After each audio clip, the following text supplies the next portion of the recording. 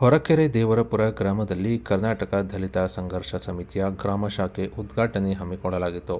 Professor B. ಕೃಷ್ಣಪ್ಪನವರು ಸ್ಥಾಪಿಸಿದ ಕರ್ನಾಟಕ ದಲಿತ ಸಂಘರ್ಷ ಸಮಿತಿಯ ಗ್ರಾಮ ಶಾಖೆ ಉದ್ಘಾಟನೆ ಮತ್ತು ಡಾಕ್ಟರ್ ಬಿ. ಆರ್. ಅಂಬೇಡ್ಕರ್ ಅವರ 67ನೇ ಮಹಾಪರಿನಿರ್ವಾಣ ದಿನ ಕಾರ್ಯಕ್ರಮ ಹಮ್ಮಿಕೊಂಡಿದ್ದು, ಈ ವೇಳೆ ಕರ್ನಾಟಕ ದಲಿತ ಸಂಘರ್ಷ ಸಮಿತಿಯ ರಾಜ್ಯ ಸಂಚಾಲಕ ಶಿವಮೊಗ್ಗ ಗುರುಮೂರ್ತಿಯವರು ಕಾರ್ಯಕ್ರಮ ಉದ್ಘಾಟಿಸಿ ಮಾತನಾಡಿದ್ದು, ಕರ್ನಾಟಕದೊಳಗೆ ಜಾತಿ ಮೀರಿದ ಆಲೋಚನೆಗಳೇನಾದರೂ ನಡೆಯುತ್ತಿದ್ದರೆ ಅದರಲ್ಲಿ ಕರ್ನಾಟಕ ದಲಿತ ಸಂಘರ್ಷ ಸಮಿತಿಯ ಪಾಲು ದೊಡ್ಡದಿದೆ.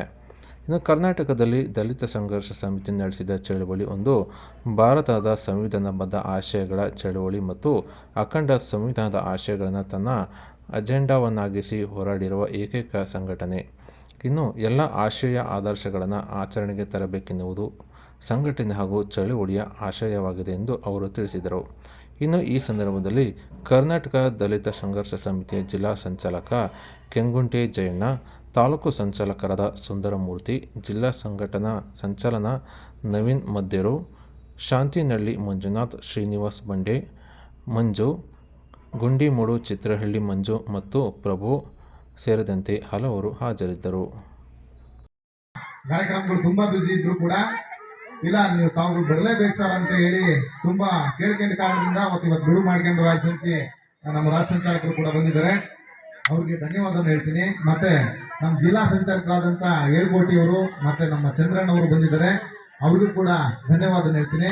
ಅದ್ರ ಜೊತೆ ನೋಟಿಗೆ 3 ಸಿಂಹಗಳು, ಭಾರತದ ಸಂವಿಧಾನಕ್ಕೆ ಒಂದೇ ಸಿಂಹ, ಅದ್ಯಾರು? ಬಾಬಾ ಸಾಹೇಬ್ ಅಂಬೇಡ್ಕರ್. ಅವರೊಬ್ಬರೇ. ಬಂಧುಗಳೇ, ಈ ದೇಶದಲ್ಲಿ ಇರ್ಬೋದು, ಇಡೀ ಜಗತ್ತಲ್ಲಿ ಇರ್ಬೋದು, ನಿಮಿಷಕ್ಕೂ ಕೂಡ ಗೌರವಕ್ಕೆ ಒಳಪಡತಕ್ಕಂಥ ವ್ಯಕ್ತಿ ಯಾರಾದ್ರೂ ಇದ್ರೆ ಬೇರೆ ಯಾರು ಅಲ್ಲ, ಅದು ಈ ಜಗತ್ತಿನಲ್ಲಿ ಒಬ್ಬರೇ, ಅದು ಡಾಕ್ಟರ್ ಬಾಬಾ ಸಾಹೇಬ್ ಅಂಬೇಡ್ಕರ್.